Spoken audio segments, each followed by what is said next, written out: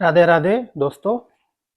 तो आज हम आए हैं एक प्रसंग लेके, जिसमें हम बात करेंगे एक संत और एक शॉपकीपर, एक दुकानदार के साक्षात्कार की। तो दोस्तों, हुआ यूं कि एक संत थे जो एक गांव में दर बदर भिक्षा मांग रहे थे। और भिक्षा मांगने के दौरान वो एक दुकान के पास जाकर ठहर जाते हैं। दुकानदार से भिक्षा लेने के लिए जैसे ही वो उसके पास जाते हैं, तो देखते हैं कि दुकानदार ने अपनी दुकान को बड़े सलीके से सजाया हुआ है। और उसमें बहुत सारे बॉक्सेस रखे हुए हैं, बॉक्स रखे हैं, बड़े अच्छे से सजा के बड़े तरीके से उन्होंने अपने बॉक्सेस को रखा हुआ है। तो ये देखकर संत काफी प्रभावित हुए और उनसे रहा नहीं गया। तो उन्होंने पूछा कि भाई, आपने अपने दुकान में बहुत सारे बॉक्स रखे हुए हैं, तो इनमें क्या है? दुकानदार ने संत का सम्मान करते हुए बड़े सहजता से उत्तर दिया कि प्रभु, इसमें घर के यूज के लिए सभी सामान हैं, किराने की दुकान के सामान हैं, मसाले आदि। तो संत ने एक बॉक्स की तरफ इशारा करते हुए पूछा कि भाई, इस बॉक्स में क्या है? तो दुकानदार ने कहा कि इसमें तो लाल मिर्ची है। तो संत ने दूसरे बॉक्स की तरफ इशारा किया कि भाई, इसमें क्या है? तो उन्होंने बताया कि इसमें हल्दी है। संत ने बारी बारी करके कई बॉक्सेस की तरफ इशारा करके पूछा, और दुकानदार ने बड़ी सहजता से, क्योंकि दुकानदार एक सज्जन इंसान था और संत का सम्मान कर रहा था, तो उसने सभी का अच्छे से आंसर दिया, उत्तर दिया कि इसमें प्रभु ये सामान है।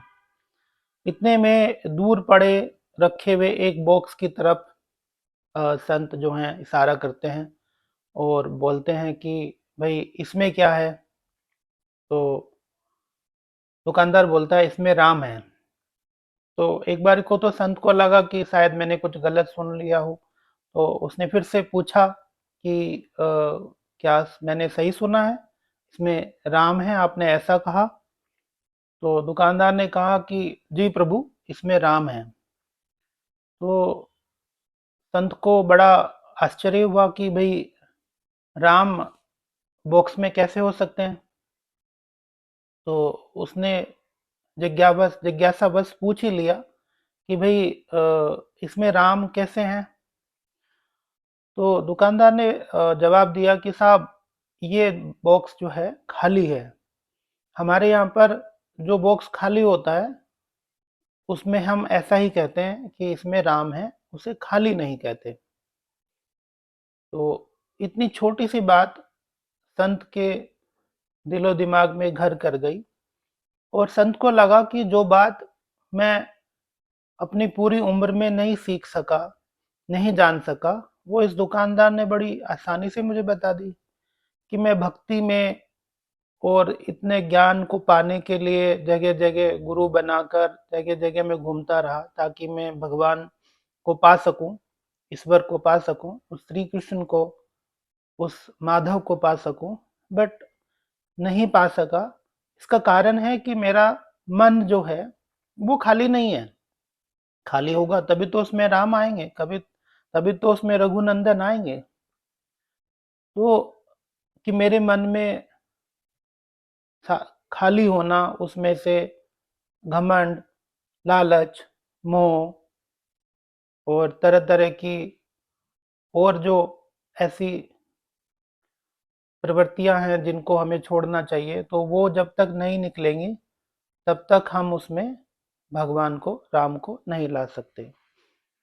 तो दोस्तों, इस प्रसंग का जो ऑब्जेक्टिव है वो यही है कि हम लोग भी अपनी जीवन में घमंड, मोह, जैसे कहते हैं क्रोध, मोह, मद, लोभ, ये चार मनुष्य के शत्रु हैं।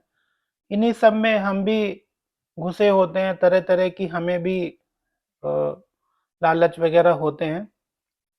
तो इन सब से घिरे हुए हम लोग भी भगवान को नहीं पा पाते। तो सबसे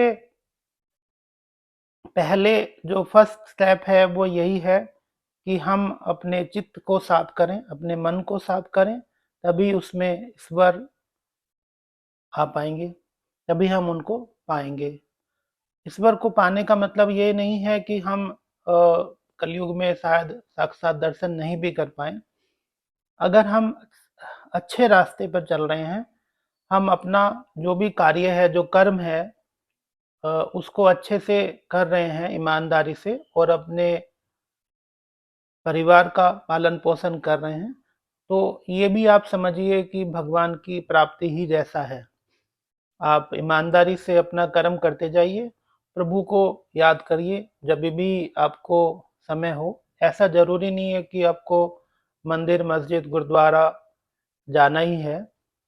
आप जहाँ पर भी हो, आप भगवान को याद करें।